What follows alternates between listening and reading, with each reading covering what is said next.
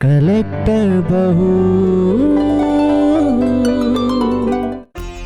आपके पास वो उम्मीद है, क्या पता किसी दिन साक्षी आपके सच्चे प्यार को समझे। तुम रिसेप्शन से अपना चेक लेती जाना, ये तुम्हारी स्कॉलरशिप का पहला चेक। क्या पता कल कुंवर साहब ही कह दें कि क्यों करें हम ये शादी, नहीं करते, कोई और भा जाए उन्हें तो। अच्छा साक्षी बेटा, इन 25,000 रुपयों का करेगी क्या?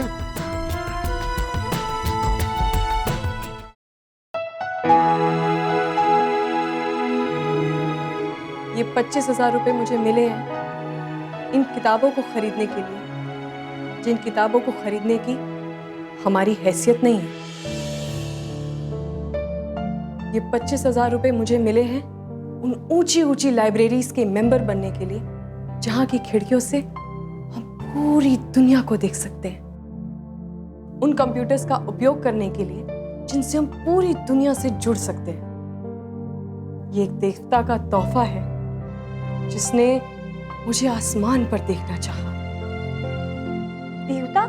कौन देवता? प्रोफेसर केके। वो मेरे सपनों को ठीक मेरी तरह से देखते हैं और उन्हें पूरा कराने का रास्ता दिखाते हैं। ये चेक मुझे उन्हीं की वजह से मिला है। Thanks KK sir.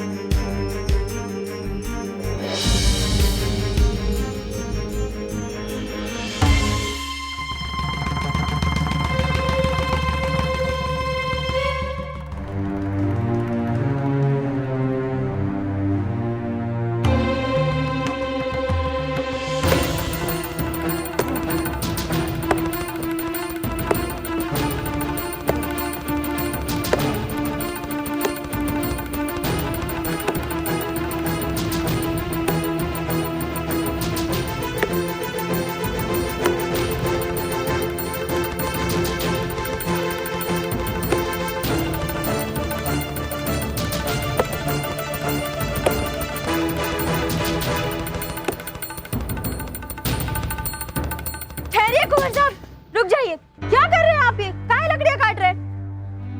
क्या है, जब मजदूर लकड़ी काटे हैं तो ठीक है, और ससुरी हम काटे तो सब भीड़ जमा हो। क्या हुआ? आप कुंवर साहब हैं। कुंवर साहब, एक जमाने में आपके दादा परदादा यहाँ के राजा महाराजा हुआ करते थे, और उनके नाती होने के नाते आप लकड़ियां काटे, ये अच्छा लगता है क्या? अरे राधा, काहे दादा परदादा की याद दिला रही है? अरे राजा महाराजा थे, अब तो नहीं है ना। अब क्या राजा क्या और प्रजा क्या, और मेहनत में कैसी शर्म है? अरे हम भी देख रहे थे कि मेहनत का पसीना बहाकर कैसे लागत है। तो भैया कैसा लगा? बड़ी तेज हाथ चला रहे थे। अरे भूख भी बड़ी तेज लगी है। अरे ओ, क्या रोटी सोटी लाए हो? अरे खाने के लिए इतनी दिन भर लकड़ी काटते हो, भूख तो लगती होगी ना। चलो रोटी दो।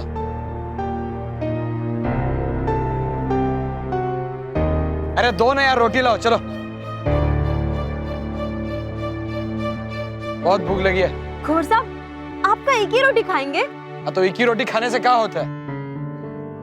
ए रखवा, चल निकल यहाँ से। हो गया ना तेरा आज का लकड़ी काट के? चल भाग यहाँ से।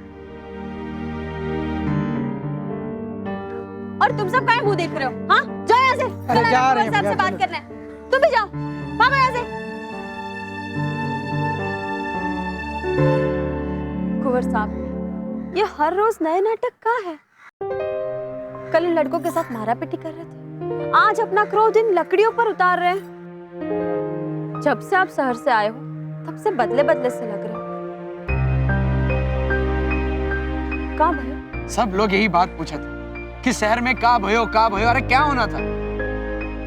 और तू हमने जिंदगी में घुसने की कोशिश ना कर रहा था। हम पहले ही बोल रहे हैं, आप काम से काम रखा करो। चलते हैं हम। हाँ ठीक है, रखेंगे हम अपने काम से काम। फिर मत आना हमारे पास रोते हुए कि देख रहा था ये कहाँ हो गया, ये हो गया ना, वो हो गया ना। ये कहाँ हो गया है हमरे कुंवर साहब का?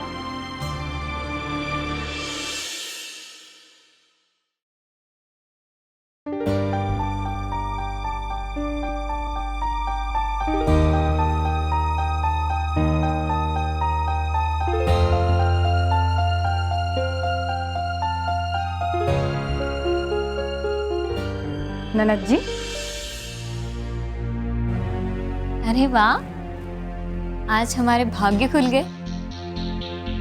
हमारी दोनों भाभियां हमारी सुध लेने आई है। अच्छा लगा। आइए, बताइए भाभी, आज कैसे हमारे कमरे में आना हुआ? क्यों? तुम्हारे कमरे में आना मना है क्या? अरे मन किया तो चले आए। सोचा ननद जी से जाके मिलते हैं, उनके जिंदगी के बारे में बातचीत करते हैं, अच्छा लगेगा। अब देखो ना, आजकल घर के ग्रह नक्षत्र कैसे चल रहे हैं। पहले जेठ जी वहां गए शहर में शिवा की मंगनी करने और बिना मंगनी किए ही वापस आ गए। और जब से कुंवर साहब वहां से वापस लौटे, तब से वो पीले पड़ते जा रहे हैं। और फिर कल तुम्हारे ससुराल से भी बुलावा आया है। अब हमने सोचा क्यों ना हम घर की तीनों औरतें एक साथ बैठ के कुछ आपस में बात करते हैं, आगे क्या करें ना करें। हाँ, अरे इतनी खामोशी क्यों ननद जी? बोला करिए, बोलने से मन हल्का हो जाता है। और हम तीनों ही तो है ना जिन्हें मिलकर इस घर की परेशानियों का रास्ता निकालना है। क्या करें, हवेली के ठाकुरों को किसी की परेशानियां तो दिखती ही नहीं है। अच्छा, एक बात बताओ, कुंवर साहब की मंगनी क्यों नहीं हुई? क्या फर्क पड़ता है भाभी मंगनी की रस्म निभाने से?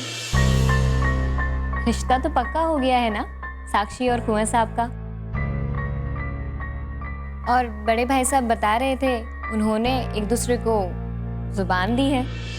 अरे ये बातें तो हमने भी सुनी है, पर हम ये पूछना चाहते हैं कि अगर सब कुछ ठीक ठाक है तो फिर कुंवर साहब पीले क्यों पड़ रहे हैं? और फिर कभी वो अपने दोस्तों से झगड़ते हैं तो कभी वो अपने कमरे में इतने जोर जोर से चीखते हैं, मुझे तो कुछ समझ में नहीं आता। और फिर आज हमने ये भी सुना है कि वो लकड़ियां काटने के लिए गांव चले गए और वहां पे वो मजदूर से उसकी रोटी मांग रहे थे खाने के लिए। छी छी छी ननद छी, हमें तो ये सब बिल्कुल समझ में नहीं आ रहा। अरे क्या कर रहे हो ये सब, कुछ तो समझाओ उसे। हाँ, अब देखिए ननद जी, आप और कुंवर साहब है तो बुआ और भतीजा ही ना, पर हम उम्र हैं, वो आपको बताते होंगे ना अपनी मन की बात। शहर जाके क्या हुआ बताइए ना। हम आपको एक शर्त पे बताएंगे बुआ, एक शर्त पे बताएंगे। पहले आप सौगंध खाइए, पहले आप किसी को बताएंगे, पहले आप किसी को बताएंगे।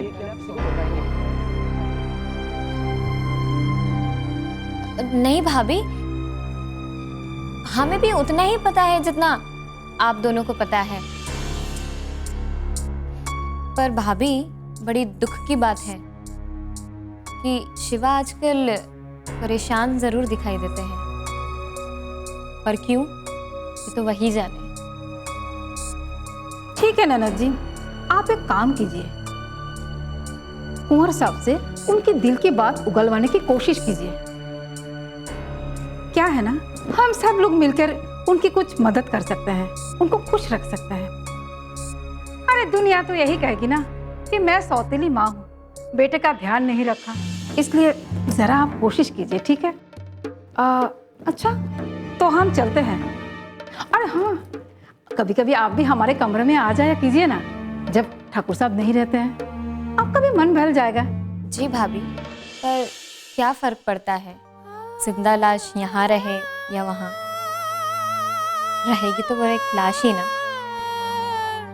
पर अच्छा लगा, आपका ये अपनापन देख के बहुत अच्छा लगा। चलें?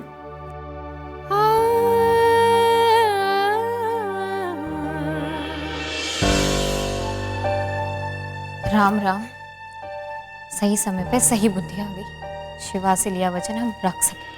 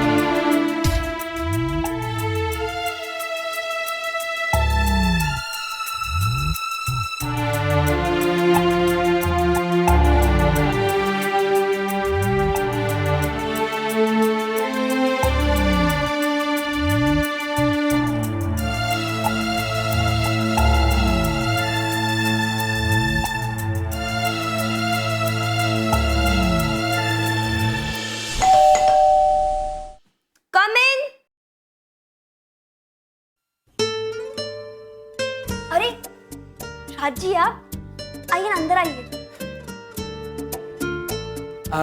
साक्षी अब ये अंदर रूम में है, मैं उनको बुलाती हूँ। आप बैठिए ना प्लीज। Thank you.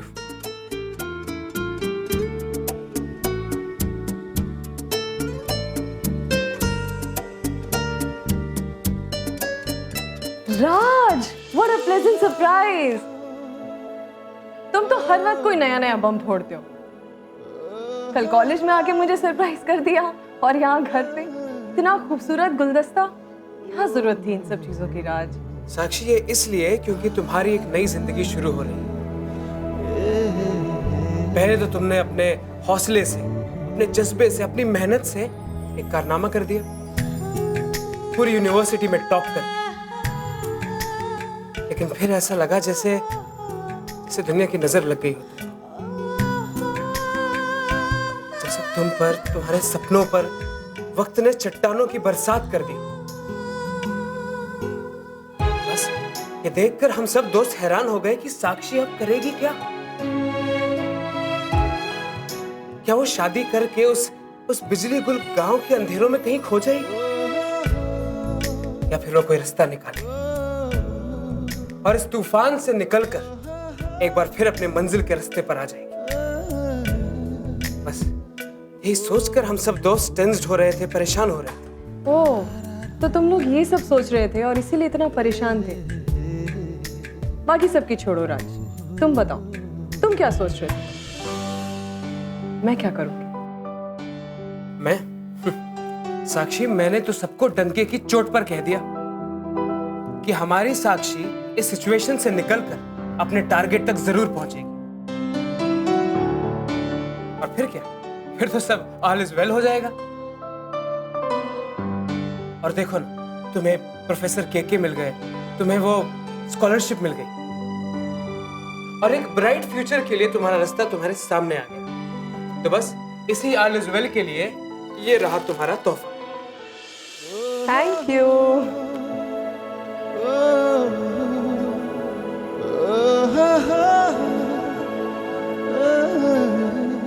मैं कुछ दिनों से देख रही हूँ, आप बहुत बेचैन से रहते हैं। आपकी आत्मिक शांति दिख नहीं रही है, क्या हुआ?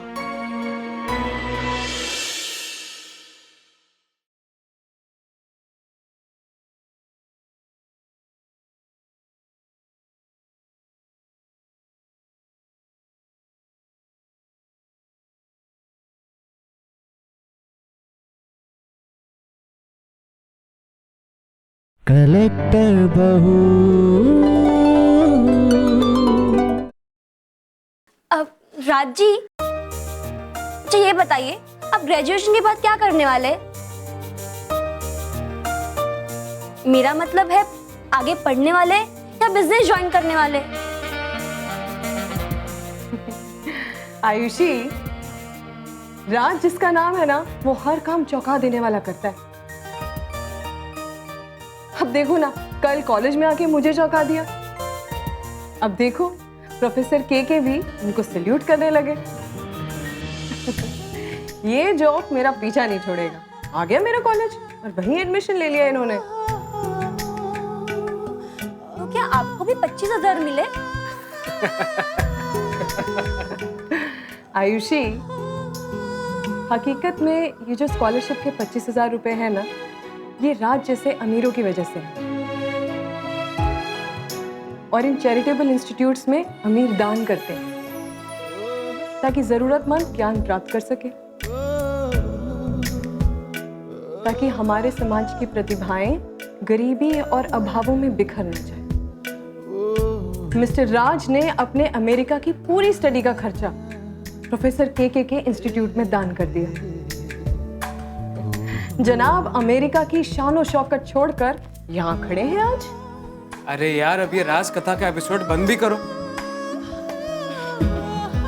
अरे इस सब में मैंने क्या किया है? ये सब जो पैसे हैं ये मेरी कमाई थोड़ी है, ये सब तो डैड का है।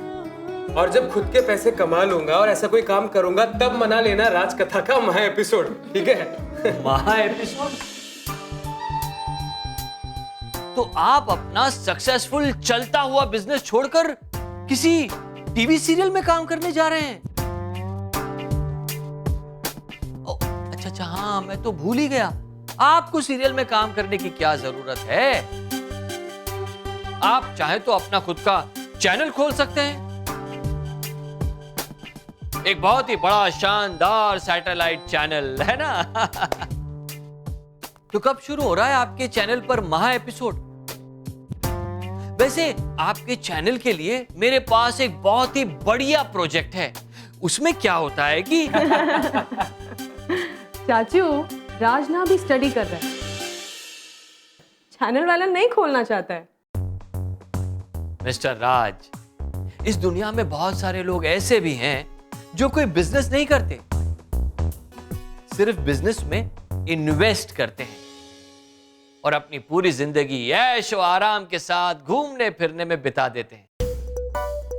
चाहे तो आप भी ऐसे ही कर सकते हैं। रही चैनल की बात, तो वो मैं संभाल लूंगा ना। वो सब तो ठीक है अंकल, लेकिन उसके लिए आपको एक लंबा इंतजार करना पड़ेगा।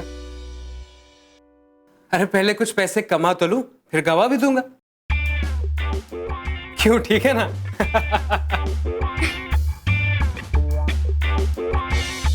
गवाने वाली कौन सी बात है?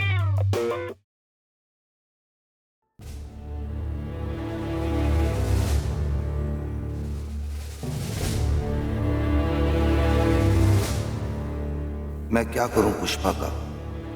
एक तरफ समाज है और दूसरी तरफ मेरी लाडली बहन पुष्पा।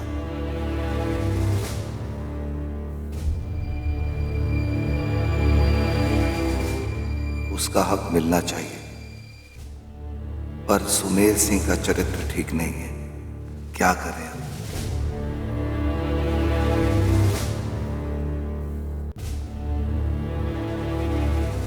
ठाकुर साहब, रामायण का पाठ आजकल बंद हो गया है क्या? और मैं कुछ दिनों से देख रही हूँ आप बहुत बेचैन से रहते हैं। आपकी आत्मिक शांति दिख नहीं रही है, क्या हुआ?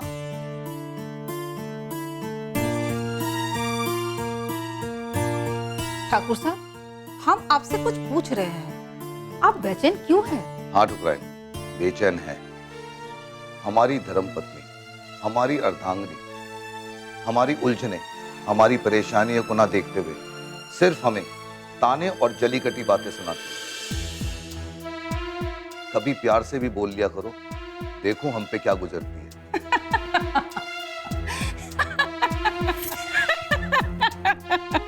हंसिए ठुकराइन, ठाके मार के हंसिए आप। यही हमारी सजा है कि हमने आपकी आत्मा नहीं, आपकी सुंदरता देख के आपसे शादी कर ली थी। सुंदरता तो बस चंद दिनों की होती है, लेकिन सच्चा प्यार तो जन्म जन्म तक महकता रहता है। अरे रे रे ठाकुर साहब, आप शांत हो जाइए। हम तो बस इसलिए हंस रहे थे कि आज हमने पहली बार अपने लिए आपके मुंह से प्यार का शब्द सुना है। अरे, और आपने आपके गम में, परेशानी में हमें शरीक करना चाहा। अरे ये तो खुशी की हंसी है, आप गलत समझ रहे हैं।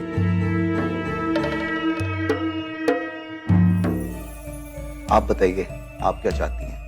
पहले आप हमें वचन दीजिए ठाकुर साहब। वचन।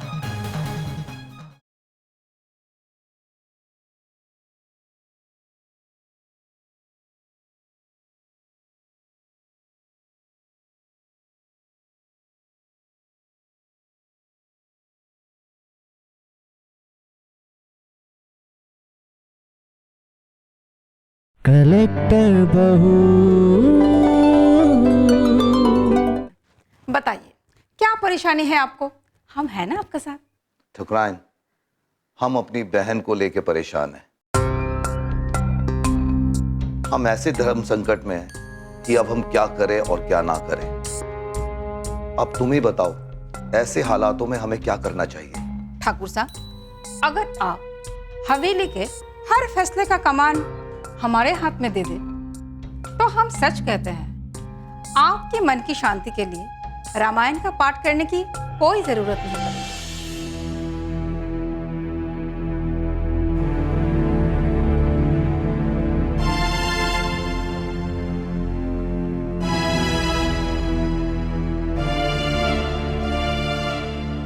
कहिए, साफ साफ कहिए, आप कहना क्या चाहती हैं? तो सुनिए ठाकुर साहब, हम इस खानदान की बड़ी ठकुराइन हैं, पर आपने कभी हमें वो दर्जा नहीं दिया। हमेशा पूरे खानदान के सामने आपने हमें जलील किया, अपमान किया। शादी के बाद हमें यही कहा गया कि यहाँ के रीति रिवाज मानने के लिए, जबकि अगर हमें कुछ पसंद हो या ना हो, सब कुछ हमें मानना ही पड़ेगा। हाँ, कहा था। तो मैं आपके छोटे भाई से नफरत करती हूँ, अपनी छोटी देवरानी से नफरत करती हूँ। क्यों करती हूँ? इनके पीछे भी कारण है। नफरत है हमें उस बात से, जिस बात के सामने आप मुझे हमेशा छोटा कर देते हैं और हमेशा अपनी स्वर्गवासी पत्नी को आप याद करते रहते हैं। और तो और शिवा, जिसे मैं अपना बेटा मानती हूँ, आज तक उसने मुझे अपना मां नहीं समझा। मैंने सब कुछ सहन कर लिया, जैसा चाहा वैसा ही किया, जो आप चाहते थे वही किया। अरे, अपने मन में जो बड़ी ठाकुराइन के एक ख्वाब थी, उसको मैंने दबा के रख दिया ठाकुर साहब। किस लिए? आपके लिए। जो सोच के हमने आपसे विवाह किया था, क्या आप हमें वो जगह दे सकते हैं? हाँ, आप ठीक कह रही हैं। हमसे भी कहीं ना कहीं गलती हुई है, और हमने भी कितनी बातें इस घर की सुख शांति के लिए सही है। आप बताइए, आप क्या चाहती हैं? पहले आप हमें वचन दीजिए ठाकुर साहब। वचन, फिर मैं आपको बताऊंगी हमें क्या करना।